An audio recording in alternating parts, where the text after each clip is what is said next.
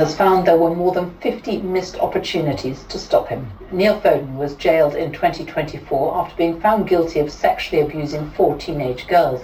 A new report says repeated failures allowed him to abuse in plain sight.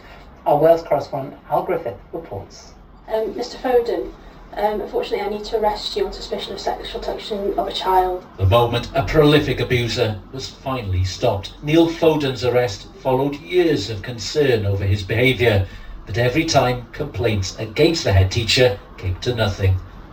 At his trial last year, the court heard he'd been seen hugging and getting into a car with a pupil, but the local authority failed to intervene.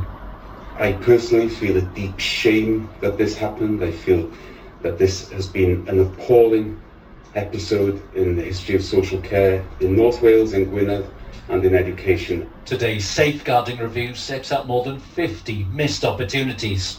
In 2018, a pupil reported concerns about another child getting into a car with him alone. In 2019, he took one of his victims to gynecological hospital appointments without her parents knowing. In 2020, the NSPCC raised concerns about Foden, but he stayed in his job. In fact, he was promoted and made a superhead with responsibility for a second school. His offending became normalised and carried out in plain sight. It was only when a pupil told staff she was in a romantic relationship with Foden that he was arrested.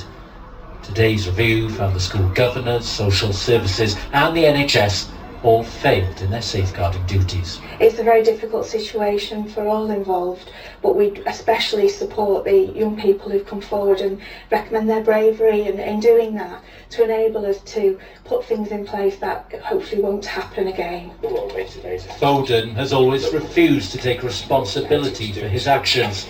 No problem. Today's report shows how he was enabled and empowered by the authorities.